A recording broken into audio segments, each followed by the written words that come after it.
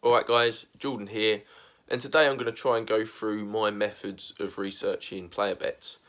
I'm going to start with cards. For team cards, I prefer using a site called Footstats.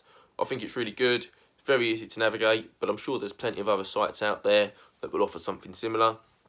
You click on the league, you click on cards, and then you can click for and against to see how many cards the team are getting, how many cards the teams who are playing them are getting, and you can use that data to your advantage, whether you're doing a 20 plus booking points ACCA or whether you're just a certain game that you fancy cards in. Next thing is to look at the ref stats. I prefer using the SofaScore app for this. It's pretty good.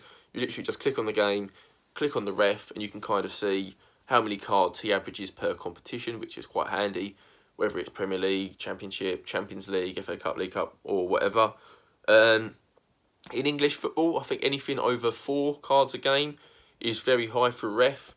If you're going to somewhere like Spain or Italy, where you do get more cards, you kind of want a ref who's maybe averaging over 5, or maybe 4.75 is probably a decent overs. And then you get leagues where it's less, like Germany and France, there tends to be a lot less cards, so anything over 3.5 in a league like that is above average for a ref. So that's kind of what you're looking out for.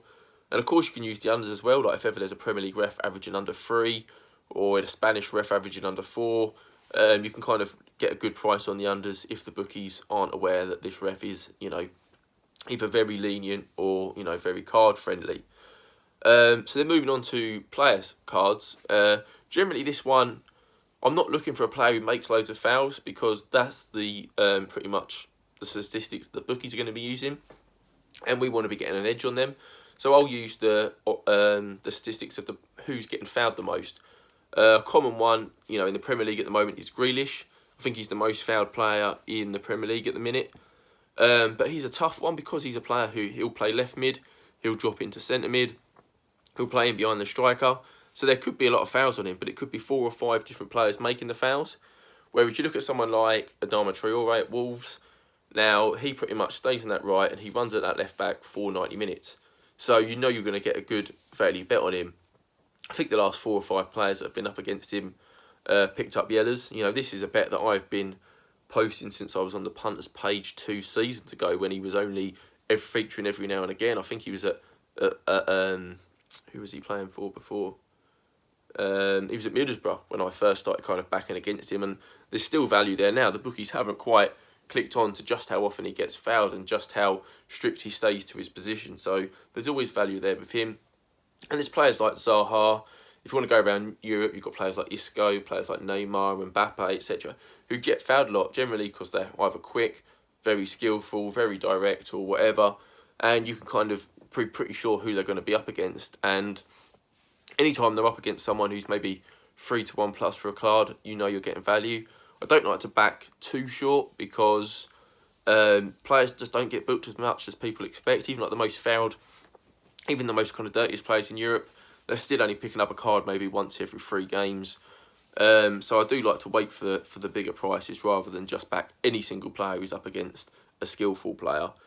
If you're getting 2 sets of skillful players, that's when you can kind of look at doing your doubles and trebles. Like, let's say Wolves play Villa. That's likely to be a counter-attacking game, end-to-end.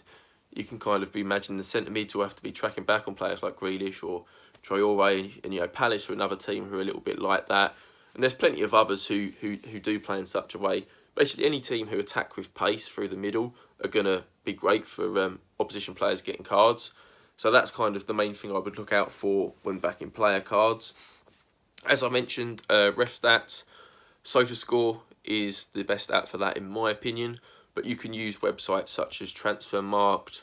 I think Soccerway do it as well. There's a few others. It's whether you're online or want to use an app or whatever. You can just Google ref stats and you'll find plenty of sites that can give you enough information on that. Now, when it comes to shots, it's a little bit different. I prefer using the Who Scored website on this. Now, you can either click on a certain team or a certain league or a certain player, and you can kind of filter the stats as you wish. So you can go Premier League, then click on player stats, then click on detailed, and you can look at for the most fouled players in the league, the players who have the most shots, the players who have the most shots on target, players who make the most tackles, or pretty much whatever stat you are looking for, you will be able to find on there easily enough. And then you can obviously You've just got to interpret that data as you wish. Compare it to the prices. You might get 5 or 6 players all averaging a similar amount of shots. You might browse whether it be Betfair, Bet365, Sky Bet or whatever, and there might be one player out of them 5 or 6 that has a lot bigger price than the others, and you can be fairly sure you're getting a good price on them, as long as they're not obviously up against the Man City or Liverpool, where you'd expect them not to manage as many shots. So you've got to use your own knowledge as well, but you definitely, stats are your best friend when betting on these type of markets. When it comes to tackles, that's another one I like to bet on, and that's a really tough one to kind of determine what is and isn't good value in the tackles market. A lot of people message me and say, oh, look at this defender, he's great for tackles, look at this huge price. But centre-backs generally make the less tackles on the pitch. It's one of the things you've got to remember. Seems crazy really that they are defenders, but when you think about it, they're only having to make tackles if a centre-mid or a full-back isn't doing their job. Most of what they do is in the box, clearing it with their head or volleying it out or blocking a cross or blocking a shot or whatever. So the players you want to be looking at are centre-mids and full-backs. They are the main tacklers. And what's best is if you're getting a player who, let's say he's normally a centre-back but he's playing at right-back for this game, his tackles you would expect him maybe to be 3 times more likely to be making tackles. So as long as the bookies are still pricing him up as a centre-back, he's pretty much guaranteed to be good value. I've noticed one with Everton lately, when Silva was still in charge. They reverted from a back 4 to a back 3. And I think Michael Keane and Holgate were the 2 centre-backs on either side. They'd been averaging literally half a tackle per game, not really making any at all. They went to a back 3, so Keane was on the left, Holgate on the right. All of a sudden they were making 4 or 5 tackles a game each, just because Keane was having to fill in at left-back when they attacked and Holgate on the right, and they've been getting dragged into positions where tackles were far more prevalent. So you can kind of use that kind of knowledge to your advantage when looking at these markets. Another good one is like if a left mid is playing centre mid. I'll use West Ham for example. Snodgrass is one of them players. He mainly played as a winger for us when he first came in. There were quite a few games when he played as a centre mid, and when he played as a centre mid, he was proper getting stuck in, and he was making 3 or 4 tackles a game himself, and I was able to profit on that market. But within 3 or 4 games, the bookies click on that this player is starting to make tackles again all of a sudden, and the price goes. So you've always got to be looking for new teams, new players, new angles to get on.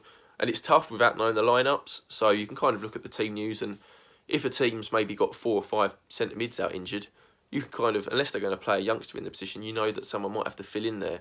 And that could be a game you can kind of make a little note, and when the teams come out, you can quickly have a little look at that team and go, oh yeah, centre-back's playing there, or a right mid's playing there. And then you can kind of use that knowledge to your advantage when looking for the best price for tackles or for shots. You know, the same thing goes for shots. If you've got a right back who's playing right mid, you know they're going to be probably 2 or 3 times more likely to get a shot in. Or a holding mid who's playing as an attacking mid, or a winger who's playing as a striker. There's so many things you can use. Again, the SofaScore app probably is my go-to app for that. Normally, maybe 5 minutes after the teams come out, they will have updated it on their app, and they will have the positions they think the players are playing.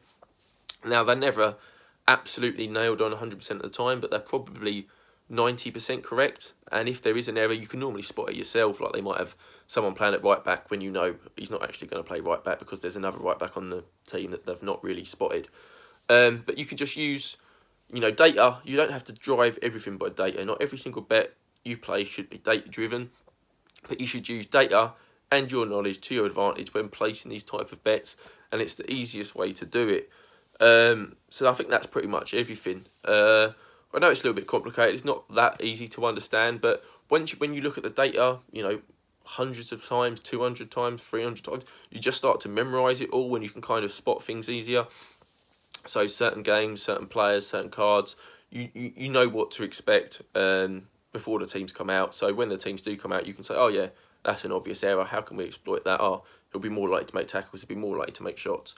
Now, it doesn't mean you have to bet on it every single time, because sometimes the bookies will still be offering a bad price. Yes, this player's playing more advanced than normal, but he wasn't even a good price to begin with, and he's probably an average price now. So I'm just going to leave it alone.